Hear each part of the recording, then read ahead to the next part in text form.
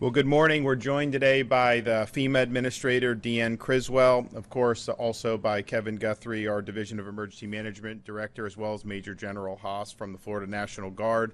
Yesterday morning, Hurricane Idalia made landfall. The state of Florida immediately began response operations, including search and rescue, debris cleanup, and power restoration efforts. There has been significant damage, particularly along Florida's Big Bend. But the community is resilient, and we are going to work hard to make sure people get what they need. Urban search and rescue teams, National Guard, Coast Guard, Florida Fish and Wildlife, Florida State Guard have been involved in search and rescue efforts. There's still reports rolling in, but as of last night, there were approximately 40 successful rescues made, including 29 by the Florida National Guard. Our fish and wildlife officers assisted with the medical evacuation yesterday, and they are conducting high water and welfare checks. These efforts are continuing, and they will continue until there is no longer a need. We are working hard to restore power across the state of Florida. As of 6 a.m. today, there are approximately 146,000 power outages reported across the state. But power is being restored quickly. Thus far, 420,000 accounts that lost power during the storm have been restored. And the bulk of the outages at this point are in that Big Bend region, a lot of the rural counties that bore the brunt of the storm.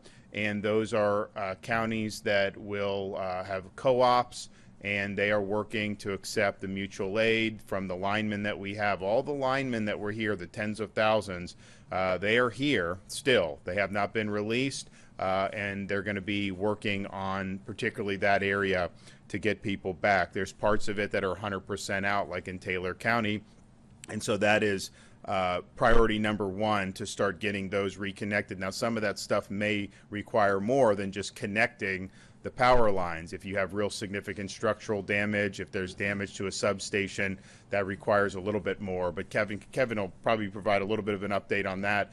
But the reality is we've got a lot of people on the ground, and this is a really, really big priority. Also, priority has been clearing impacted roadways. Florida Department of Transportation, has cleared the vast majority of impacted roadways. All state bridges, including the Cedar Key Bridge, have been cleared, and that happened within 12 hours of landfall, so we really appreciate them doing that. The 15-mile stretch of I-10 that was closed yesterday in Madison County was cleared and reopened last night, and so that is open today going forward. We have requested from the federal government a major disaster declaration for all 25 counties that fell under the hurricane warning. This will allow us to start debris removal, and will provide funding for individual assistance, which includes shelter and temporary housing for impacted individuals. Schools, we're going to have 30 of the 52 districts that closed during the storm are open today, and an additional 8 will be open tomorrow. And our Commissioner of Education, Manny Diaz, is working with those Big Bend counties to get them back up and running as quickly as possible. We're also fulfilling missions for counties. There have been 1,100 missions that have either been fulfilled or are in process of being fulfilled. So the things that may be necessary, particularly in some of these hard-hit areas, fuel, water, MREs, tarps, all that stuff, we have an abundance of, and we'll be providing that as needed to the affected communities. If you want to help out, there is a way to do it at the Florida Disaster Fund. This has already raised millions of dollars. We would love to be able to raise millions more to help those hard-hit areas. And you can go to floridadisasterfund.org, floridadisasterfund.org, if you would like to make a contribution. I know we've had a lot of folks in the business community express interest in doing that, and we certainly would welcome that, and it'll make a big difference for people in this time of need. We're going to continue working and doing whatever needs to be done to get people back on their feet. I'm going to be traveling down, touring some of the hard-hit areas like Cedar Key and Steinhatchee and some of the other areas to get assessment. We were not able to access those areas yesterday cleanly. Now we're going to be able to do it. and we will report back on what we see and any actions that will be necessary as a follow-up. I want to thank Administrator Criswell for being here, and I'm going to turn it over to her, and then you'll hear a report from Kevin Guthrie. Thank you, Governor, and good morning, everybody. You know, first, I just want to express our commitment, the federal government's commitment to continue to support the governor and the team here in their ongoing response, and then the recovery efforts here in Florida. We have received the governor's request for a major disaster declaration, and that is in process right now. And as President Biden has stated in numerous phone calls, we are committed to bringing the entire federal family in here to continue to support.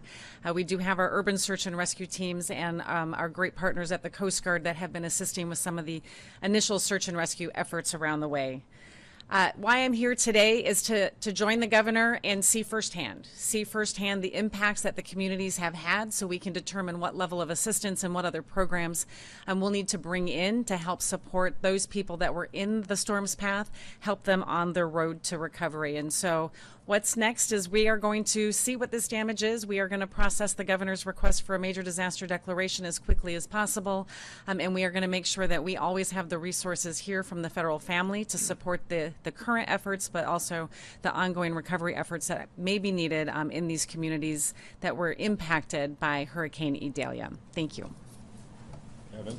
Thank you, sir. Once again, Governor, thank you for your leadership. I appreciate everything you're doing for us all. I'm going to have a couple of graphics to go over today, but one of the things that I will start with is pick up where the governor left off on power. We have every available resource in there. We have talked to Duke Energy. Duke is working with the co-ops locally to make sure that we have every available lineman in that area, making sure that we can get that power back on. I think some things to set some expectations. This infrastructure grid is completely different than the infrastructure grid that is in Lee County, Fort Myers, and that greater Lee County area. Lee County is obviously a core urban type issue. This is a issue where we have miles and miles and miles of rural area that may service one or two residents. So we have more than enough people to restring all the line. But again, it's going to be a little bit different look, a little bit different feel. We may only be able to bring on a handful of customers with a 10-mile stretch of line. So we are going to do it. We're going to get it done. I told the governor we're going to try to get the majority of people back on in the next 48 hours. But we will be constantly in contact with Duke Energy, Melissa, and then Mike Borkland with the Florida Co-op Association. Today I want to talk more about what it is that you should be doing now that the disaster has hit and you are getting ready to start taking your debris to the edge of the roadway. It will help us immensely. It'll help your local governments immensely, the solid waste individuals, if you will separate your debris at the roadway. When you put it at the roadway, number one, don't put it in the road, put it at the road's edge. We need to be able to get up and down the roadways with emergency vehicles and other crews as we need to. So make sure you separate your interior debris removal. These are your sofas, your couches, the bedding, things of that nature. Put it in a pile. Put your muck and gut. So what do we talk about muck and gut? This is the mud that came in your home. This is the wet sheetrock, the wet carpet, the wet materials, all of those things that are wet that you're taking out of your home, you're cutting out of your home, you have a contractor cutting it out of your home, maybe you have a volunteer organization cutting that out of your home. We're going to want that in a separate pile. We want to make sure that all of your vegetation is in a pile. We want to separate white goods. White goods are your appliances. Make sure those are in a separate pile. And then the last pile that we talk about is your clean and sanitized household hazardous waste. If you've got cleaning materials or something like that that have become damaged, this includes paint cans, anything that has some type of hazardous situation to it, we're going to want that in a separate pile. So please make sure that that is all done. When you gut those flood structures, if you're doing it yourself, highly recommend that you go probably 6 to 12 inches above the watermark. Before you do that, take a picture of it. Make sure you take a picture of that internal watermark inside your home. take a picture of it outside your home. But make sure you go above the line. Don't go right at the line, go above the line. You're going to want to dry out those studs. Make sure you clean those studs appropriately before you start sheetrocking back in. Again, clean and sanitize everything. I was talking to the Deputy Surgeon General, Dr. Ken Shepke. You don't want to be walking around in brackish water. There are, diseases and whatnot that can be in that particular water. You want to make sure that you clean and sanitize everything in your home, so please make sure you do that, and then reinstall and replace as needed. So we're going to talk more in the coming days about recovery things and recovery tips that you all can do better for yourself at the house, and how to get that stuff accurately to the road's edge. We have received more than 1,000 missions. And the men and women behind me in this room are either actively coordinating or have completed those 1,000 missions. We have completely closed out 275. Now, I don't want you to think that we have, well over 800 or so that are just kind of flailing around out there. What that means is when we say it's completed, that means it is completely done, demobilized, back home, and we are actually doing invoices and paying for that. So completed means it is completely done. It doesn't mean that people are still mobilizing and getting to wherever they need to get to. It means that it is completely closed out.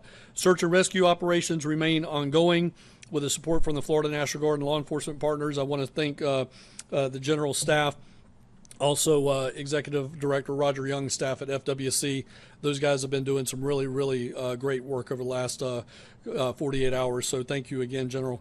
At this time, no deaths have been reported to the Medical Examiners Commission. No deaths. The governor and I really hit that hard. Evacuate, evacuate, evacuate. If you need power, please evacuate. So it seems that people have heeded that call, and we're grateful for that.